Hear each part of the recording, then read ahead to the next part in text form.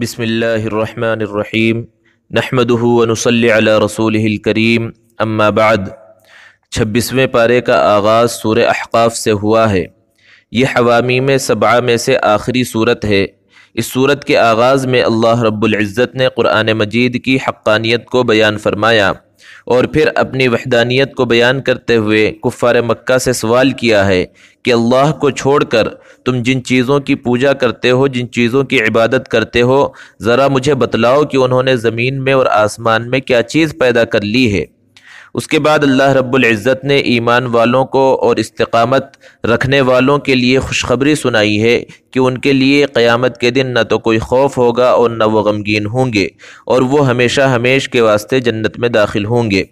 پھر اس کے بعد اللہ رب العزت نے انسان کو حکم دیا ہے والدین کے ساتھ حسن سلوک کا۔ اس صورت کے بعد سورہ محمد ہے۔ محمد اس وجہ سے نام رکھا گیا کہ اس صورت میں اللہ کے رسول صلی اللہ علیہ وسلم کا اسم گرامی محمد آیا ہے۔ پورے قرآن مجید میں 4 مرتبہ محمد عربی صلی اللہ علیہ وسلم کا نام نامی آیا ہے۔ آغاز میں 1 مرتبہ آیا تھا، پھر سورہ احزاب میں گزرا، اور آج 2 مرتبہ حضور اکرم صلی اللہ علیہ وسلم کا اسم گرامی تراویح کے اندر آیا ہے، ایک سورہ محمد کے اندر، اور اس کے بعد سورہ فتح کے آخر میں بھی اللہ کے رسول صلی اللہ علیہ وسلم کا نام نامی ذکر کیا گیا۔ اس صورت میں اللہ رب العزت نے بہت ہی زیادہ تفصیل کے ساتھ جہاد کے احکامات اور فضائل کو بیان فرمایا ہے۔ سورہ محمد کے بعد سورہ فتح ہے۔ اس صورت میں اللہ رب العزت نے ایک عظیم فتح کی خوشخبری دی ہے اور اس کی پیشن گوئی فرمائی ہے۔ اللہ کے رسول صلی اللہ علیہ وسلم نے سن 6 ہجری میں ایک خواب دیکھا کہ اللہ کے رسول صلی اللہ علیہ وسلم اپنے اصحاب کے ساتھ عمرہ کر رہے ہیں۔ نبی کریم صلی اللہ علیہ وسلم نے اپنے ساتھیوں کو لیا اور عمرے کے واسطے مکۃ المکرمہ کی جانب روانہ ہوئے۔ جب حدیبیہ کے مقام پر پہنچے تو پتہ چلا کہ کفار مکہ کو پتہ چل گیا ہے کہ محمد صلی اللہ علیہ وسلم آ رہے ہیں، اور ان لوگوں نے یہ سمجھا ہے کہ محمد صلی اللہ علیہ وسلم کہیں لڑنے کے واسطے تو نہیں آ رہے، اس لیے وہ لڑنے کی تیاری کر رہے ہیں۔ حضور صلی اللہ علیہ وسلم نے حدیبیہ کے مقام پر پڑاؤ کیا اور حضرت عثمان غنی رضی اللہ تعالی عنہ کو حالات کی خبر لینے کے واسطے مکۃ المکرمہ روانہ کیا۔ جب حضرت عثمان غنی رضی اللہ تعالی عنہ مکۃ المکرمہ روانہ ہو گئے تو یہاں پر مسلمانوں میں یہ افواہ پھیلی، یہ خبر پھیلی کہ حضرت عثمان غنی رضی اللہ تعالی عنہ کو شہید کر دیا گیا ہے۔ اللہ کے رسول صلی اللہ علیہ وسلم نے 1400 صحابہ کرام رضوان اللہ تعالی علیہ مجمعین سے بیعت لی۔ بیعت کس بات کی تھی؟ حضرت عثمان غنی رضی اللہ تعالی عنہ کی شہادت کا بدلہ لینے کے واسطے۔ آخر میں اللہ کے رسول صلی اللہ علیہ وسلم نے اپنے داہنے ہاتھ کو بائیں ہاتھ میں رکھا اور کہا کہ یہ حضرت عثمان رضی اللہ تعالی عنہ کی طرف سے بیعت ہے۔ اپنے ہاتھ کو اللہ کے رسول صلی اللہ علیہ وسلم نے حضرت عثمان غنی رضی اللہ تعالی عنہ کا ہاتھ قرار دیا۔ اس صورت میں اللہ رب العزت نے اسی بات کو بیان فرمایا ہے کہ لقد رضی اللہ عن المؤمنین اذ یبایعونک تحت الشجرہ، کہ اللہ تبارک و تعالی ان مسلمانوں سے خوش ہو گیا جو آپ کے ہاتھ پر بیعت کر رہے تھے درخت کے نیچے۔ بہرحال پھر اس کے بعد دونوں گروہوں کے اندر صلح ہوئی، اور پھر پتہ چلا کہ حضرت عثمان غنی رضی اللہ تعالی عنہ صحیح سالم ہیں، وہ واپس آ کر مسلمانوں میں مل گئے، اور یہ جو صلح ہوئی صلح حدیبیہ کے نام سے مشہور ہوئی۔ بظاہر اس صلح کے اندر مسلمانوں نے بہت دب کر صلح کی۔ اس میں جو سب سے بڑی شرط تھی وہ یہ تھی کہ 10 سال تک آپس میں مسلمانوں کا اور کفار کا مقابلہ نہیں ہوگا۔ صحابہ بعض پریشان ہو رہے تھے کہ جب ہم حق پر ہیں تو کیوں اس طرح دب کر صلح کی جا رہی ہے۔ پھر جب صلح ہو گئی، کفار مکہ واپس چلے گئے، اللہ کے رسول صلی اللہ علیہ وسلم پر سورہ فتح کی ابتدائی آیات نازل ہوئیں، انا فتحنا لک فتحا مبینا۔ اس صلح کو ایک عظیم فتح قرار دیا گیا۔ صحابہ پریشان ہیں کہ یہاں تو صلح ہوئی ہے، یہاں دب کر صلح ہوئی اور اس کو فتح کہا جا رہا ہے۔ غور کرنے سے پتہ چلتا ہے کہ یقیناً یہ بہت بڑی فتح تھی کہ اللہ کے رسول صلی اللہ علیہ وسلم نے صلح حدیبیہ کے بعد فتح مکہ تک مختلف ملکوں کے فرما رواؤں کے نام خطوط جاری کیے، انہیں اسلام کی دعوت کا پیغام بھیجا، کیونکہ اب کفار مکہ کی طرف سے جنگ کا خطرہ ٹل گیا تھا، صلح ہو چکی تھی۔ اور پھر اس درمیان میں بہت بڑی تعداد میں کفار مکہ نے اسلام قبول کیا۔ پھر اللہ کے رسول صلی اللہ علیہ وسلم سن 8 ہجری میں 10,000 صحابہ کرام رضوان اللہ تعالی علیہم اجمعین کے لشکر کو لے کر مکۃ المکرمہ کی جانب روانہ ہوئے، اور مکہ فتح ہوا۔ اس فتح کی نشاندہی تھی اس سورہ فتح کے اندر جو اللہ رب العزت نے عطا فرمائی تھی۔ اللہ کے رسول صلی اللہ علیہ وسلم فاتحانہ انداز میں مکۃ المکرمہ میں داخل ہوئے ہیں، خون کا ایک قطرہ بہائے بغیر اللہ کے رسول صلی اللہ علیہ وسلم نے مکۃ المکرمہ کو فتح فرمایا۔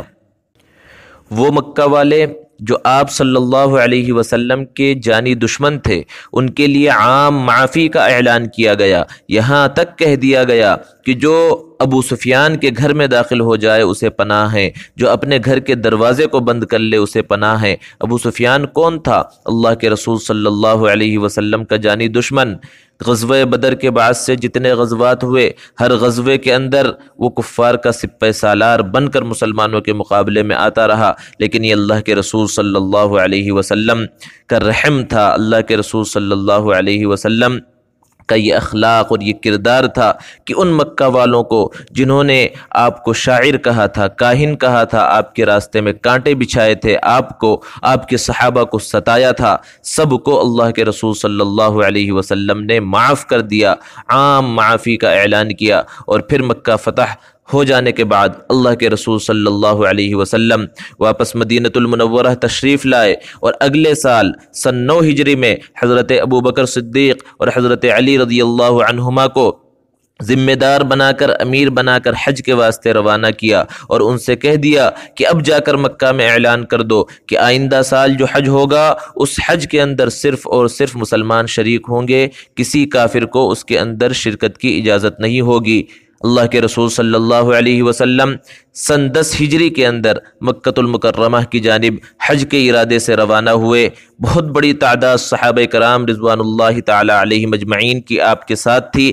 4 سال پہلے حدیبیہ کی جو صلح ہو رہی ہے تو تعداد تھی اس مقام پر 1400، پھر اس کے بعد 2 سال پہلے جو فتح مکہ ہوا تو صحابہ کی تعداد فتح مکہ کے موقع پر 10,000 تھی، اور پھر 2 سال کے بعد اب جو حجۃ الوداع ہو رہا ہے، جو اللہ کے رسول صلی اللہ علیہ وسلم کا پہلا اور آخری حج ہے، اس کے اندر تقریباً صحابہ کرام 1.5 لاکھ کی تعداد میں شریک ہوئے۔ اور ایسا نہیں ہے کہ یہ سارے صحابہ مدینہ سے روانہ ہوئے تھے، بلکہ اللہ کے رسول صلی اللہ علیہ وسلم چند صحابہ کو لے کر حج کے ارادے سے روانہ ہوئے۔ پوری دنیا کے اندر جو مسلمان پھیلے ہوئے تھے، جیسے جیسے انہیں پتہ چلتا رہا کہ اللہ کے رسول صلی اللہ علیہ وسلم حج کے لیے روانہ ہوئے ہیں، لوگ آ کر ملتے رہے، کچھ راستے میں ملے، کچھ مکۃ المکرمہ میں آ کر ملے، کچھ عرفات کے میدان میں ملے، کچھ منی کے میدان میں ملے، اور اس طرح اللہ کے رسول صلی اللہ علیہ وسلم نے یہ حج کیا۔ اور اسی حج کے اندر میدان عرفات میں عرفہ کے دن وہ عظیم آیت کریمہ نازل ہوئی جس کے اندر اللہ رب العزت نے تکمیل ایمان کی خوشخبری سنائی ہے، الیوم اکملت لکم دینکم واتممت علیکم نعمتی ورضیت لکم الاسلام دینا۔ سورہ فتح کی آخری آیت میں اللہ تبارک و تعالی نے صحابہ کرام رضوان اللہ تعالی علیہم اجمعین کے مقام اور مرتبے کو بیان فرمایا، ارشاد فرمایا محمد رسول اللہ، محمد صلی اللہ علیہ وسلم اللہ کے رسول ہیں۔ والذین معه اشداء علی الکفار رحماء بینہم، اور حضور صلی اللہ علیہ وسلم کے ساتھ جو لوگ ہیں کافروں کے مقابلے میں بڑے سخت ہیں، آپس میں بہت زیادہ رحم دل ہیں۔ تراہم رکعا سجدا یبتغون فضلا من اللہ ورضوانا، آپ انہیں دیکھیں گے تو رکوع میں دیکھیں گے، سجدے میں دیکھیں گے، وہ اللہ کے فضل اور خوشنودی کو تلاش کر رہے ہوں گے۔ سیماہم فی وجوہہم من اثر السجود، ان کی پیشانیوں پر سجدوں کے نشانات ہیں، اور یہ صحابہ وہ صحابہ ہیں، ان کا وہ مقام و مرتبہ ہے کہ آئے ہیں بعد میں، لیکن پہلے کی آسمانی کتابوں کے اندر اللہ رب العزت نے ان کا تذکرہ فرمایا ہے۔ سورہ فتح کے بعد سورہ حجرات ہے۔ اس صورت میں اللہ تبارک و تعالی نے بہت سارے احکامات بیان فرمائے ہیں۔ سب سے پہلا حکم دیا یا ایھا الذین آمنوا لا تقدموا بین یدی اللہ ورسولہ واتقوا اللہ، کہ اے ایمان والو اللہ اور اس کے رسول سے آگے مت بڑھو اور اللہ سے ڈرتے رہو۔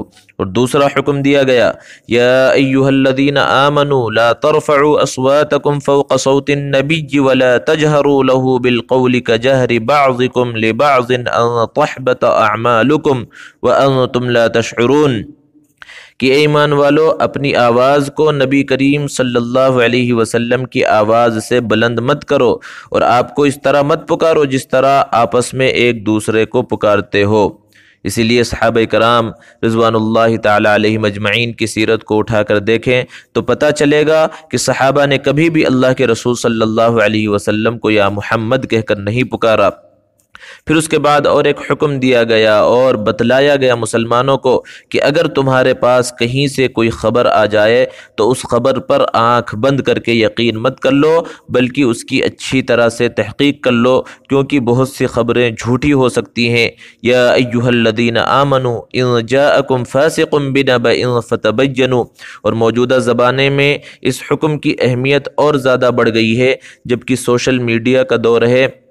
اچھی بری خبریں، غلط خبریں، فیک خبریں اور غلط انداز میں دینی باتیں اس کے اندر پھیلائی جا رہی ہیں، اور مسلمان کا اور خصوصاً نوجوان کا حال یہ ہو گیا کہ اس کے پاس کوئی خبر آ رہی ہے، کوئی حدیث کے نام پر کوئی میسج آ رہا ہے، اسلام کے نام پر کوئی میسج آ رہا ہے تو اس کو آگے بڑھانا اور اس کو فارورڈ کرنا ثواب کا کام سمجھ رہا ہے، تحقیق کی ضرورت محسوس نہیں کر رہا، جبکہ آج کے زمانے میں تحقیق کی بہت زیادہ ضرورت ہے۔ اس کے بعد اللہ نے بیان فرمایا انما المؤمنون اخوۃ فاصلحوا بین اخویکم، کہ سارے مسلمان آپس میں بھائی ہیں تو بھائیوں کے درمیان صلح صفائی ہونی چاہیے۔ واتقوا اللہ لعلکم ترحمون۔ اور پھر اس کے بعد ایک حکم اللہ رب العزت نے دیا کہ یا ایھا الذین آمنوا لا یسخر قوم من قوم، کہ اے ایمان والو کوئی کسی کا مذاق نہ اڑائے۔ اور ایک حکم دیا لا تنابزوا بالالقاب، بد زبانی سے بچایا گیا، لوگوں کو برے نام سے پکارنے سے منع کیا گیا ہے۔ اس کے بعد اور ایک حکم دیا یا ایھا الذین آمنوا اجتنبوا کثیرا من الظن، کہ اے ایمان والو بہت سارے گمانوں سے بچو، ان بعض الظن اثم، کیونکہ بہت سارے گمان گناہ ہوتے ہیں۔ ولا تجسسوا، اور جاسوسی مت کرو، لوگوں کے عیوب کو تلاش کرنے کی فکر میں مت رہو۔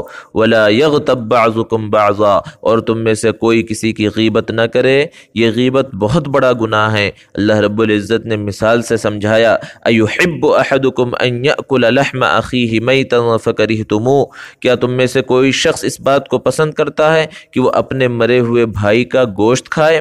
تو غیبت کرنا مرے ہوئے مسلمان کے گوشت کے کھانے کی طرح ہے۔ پھر اس کے بعد اللہ رب العزت نے ارشاد فرمایا یا ایھا الناس انا خلقناکم من ذکر و انثی، کہ اے لوگو ہم نے تمہیں ایک مرد اور ایک عورت سے پیدا کیا ہے، تو سارے آپس میں بھائی بھائی ہو، ایک ماں باپ کی اولاد ہو۔ لیکن پھر یہ دنیا کے اندر جو ہم نے مختلف ملک بنا دیے، قبیلے بنا دیے، زبانیں الگ الگ بنا دی، یہ کس وجہ سے بنائے ہیں؟ ایک دوسرے پر فخر کرنے کے لیے نہیں بنائے، بلکہ وجعلناکم شعوبا وقبائل لتعارفوا، آپس میں تعارف کے واسطے ہم نے بنائے ہیں تاکہ ایک دوسرے سے پہچان ہو سکے۔ سورہ حجرات کے بعد سورہ قاف ہے۔ اس سورت کے آغاز میں اللہ رب العزت نے مشرکین کا تذکرہ فرمایا کہ یہ بڑے تعجب سے یہ بات کہتے ہیں اَإِذَا مِتْنَا وَكُنَّا تُرَابًا، کہ جب ہم مر جائیں گے، مٹ جائیں گے اور ہم مٹی ہو جائیں گے تو ہمیں دوبارہ کیسے پیدا کیا جائے گا، کس طرح ہمیں دوبارہ زندہ کیا جائے گا؟ اللہ رب العزت فرما رہے ہیں کہ اللہ تبارک و تعالیٰ پر بہت آسان ہے، اور اللہ تبارک و تعالیٰ نے اپنی قدرت کاملہ کا تذکرہ کرتے ہوئے ارشاد فرمایا کہ اس آسمان کو دیکھو ہم نے کس طرح بنایا، کس طرح اس کو خوبصورت کر دیا، اور اس زمین کو دیکھو ہم نے اس کو کس طرح پھیلا دیا ہے، اور اس زمین کے اندر ہم نے پہاڑ رکھ دیے، اور اس زمین سے مختلف چیزوں کو ہم نے اگا دیا، آسمان سے ہم نے پانی کو برسایا، اور پھر اس کے بعد کھجوروں کے باغات لگا دیے، یہ سب ہماری قدرت ہے۔ پھر اس کے بعد اللہ تبارک و تعالیٰ نے چند قوموں کا تذکرہ فرمایا، قوم نوح وغیرہ کا، کہ کس طرح انہوں نے نبیوں کو جھٹلایا تو اللہ تبارک و تعالی نے ان سب کو تباہ و برباد کر دیا۔ پھر اس کے بعد اللہ رب العزت نے ارشاد فرمایا کہ اللہ تبارک و تعالی بندوں سے کتنا قریب ہے، وہ ایک وقت میں پوری دنیا کو اور دنیا کے اندر جو کچھ ہے، پوری کائنات کو اور کائنات کے اندر جو کچھ ہے، سب کو ایک ساتھ دیکھ رہا ہے، سب چیزوں کا علم اسے ایک ساتھ ہے۔ اور اللہ رب العزت بندے کے کتنا قریب ہے، اللہ نے ارشاد فرمایا نحن اقرب الیہ من حبل الورید، کہ ہم انسان کے شہ رگ سے بھی زیادہ قریب ہیں۔ تو اللہ رب العزت ہر چیز دیکھ رہا ہے۔ انسان کو اس چیز کا استحضار ہونا چاہیے، دھیان ہونا چاہیے کہ ہم جو بھی کام کر رہے ہیں اللہ تبارک و تعالی ہمیں دیکھنے والا ہے۔ جب یہ دھیان پیدا ہو جائے گا، یہ استحضار ہو جائے گا، تو پھر انسان کا دل نیکیوں کی طرف راغب ہوگا اور گناہوں سے بچنے کی اسے توفیق ملے گی۔ اللہ تبارک و تعالی ہمیں عمل کی توفیق عطا فرمائے۔ وآخر دعوانا ان الحمد للہ رب العالمین۔